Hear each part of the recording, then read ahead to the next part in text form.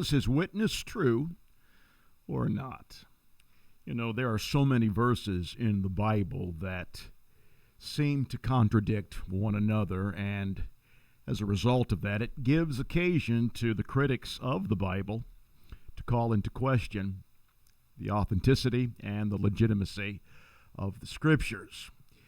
John chapter 5 and verse 31, along with John 8 and 14, seem to present us with such a situation. In John 5 and 31, Jesus makes the statement, "If I testify of myself, my witness is not true." It's a negative proposition. But in John chapter 8 and verse number 14, he says the very opposite. He says, "If I testify of myself, my witness is true." So what gives? Is this a contradiction? Do the critics of the Bible have a legitimate claim? Or is there an answer that's rather simple? Is there an answer to this apparent mystery? Well, it seems to be illogical, I know, and yet Jesus gives us very clear instructions as to the fact that this is not a mystery and it's not a contradiction. You see, when Jesus acknowledged to the Jews the fact that his testimony was not true, in John 5 and 31, he was in no way admitting to being a liar. An understanding, really, of the legal proceedings and the system of that time provide us insight as to what Jesus, in fact, was saying, the point he really was making. Jesus was reacting to a familiar law in that particular era of time. In Greek, Roman, and Jewish jurisprudence, the testimony of an eyewitness, or I should say a witness really, was inadmissible in his or her own case. Evidence or testimony was always something presented by someone else other than the principal party. Jesus was actually reiterating the details that were established in the law of Moses. In fact, the book of Deuteronomy tells us these words: "One witness shall not rise against a man concerning any iniquity or any sin that he commits, but by the mouth of 2 or 3 witnesses that matter should be established." Deuteronomy, again, chapter 19, verse 15 is the reference point. You see, the Pharisees understood this legal fact perfectly, as is obvious by their immediate response to Christ when they say, "You bear witness of yourself, your witness is not true." That's discovered in verse 13 there of John chapter 8. But in John 5 and 31, Jesus is really fulfilling the requirements of the law when he says, "My witness is not true." The implications of what he says, I think, can't be overstated. You see, the efficacy, the effectiveness of his sacrificial death for the redemption of all mankind on the cross was predicated upon his sinless and perfect life, which included his explicit obedience to the requirements of righteousness that were established in the Old Testament law.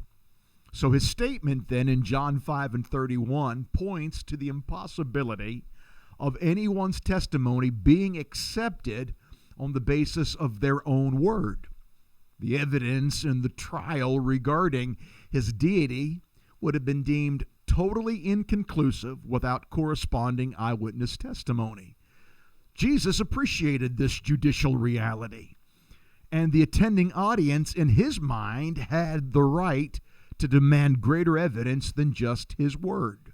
So when Jesus said, "My witness is not true," he is simply stating, in agreement with the established legal guidelines of the day, that his personal testimony, separate from other eyewitness testimony, would be considered unacceptable because it failed to provide the evidence and the burden of truth necessary through the demands of the law. So obviously, then we come to John chapter 8 and verse 14. That requires some clarification. In this verse, Jesus says his personal declaration is deemed to be accurate. So what's the difference between these two passages? Actually, the explanation is rather simple. They are in no way contradictory. In John 8 and 14, Jesus is stressing the fact that his words were true. He was pointing here, though, to the credibility of his teachings and not the fact that he's bearing witness in a court of law. Jesus declared his sayings to be correct for the simple reason that his testimony revealed the facts regarding himself. He wasn't bearing legal testimony. Once again, I want to emphasize this of who he was in a court of law. That's important. The context is altogether different. So the answer to this inconsistency is just that simple. In John 5, he's bearing testimony in a court of law as to his identity. But in John chapter 8, he is simply saying, these things that I teach you regarding my messianic office, regarding the fact that I am the Son of Man and I am the Son of God, is true. Again, the explanation is just that simple. I want to thank you again for watching this version of Defending the Bible. I also want to encourage you to correspond with me. And if you have a question or something in the Bible that is confusing, simply drop me a line there at the email address, billyanger@hotmail.com, and I will answer that question. As well, if you want to be put on our mailing list, let me know. Every week I send out an apologetic that answers questions concerning what the Bible teaches. One other favor, go to my YouTube channel. Check us out, and if you enjoy what you see, tell somebody else to watch. Until next time, this is Billy Anger saying thanks for watching, and it's been a pleasure being with you today.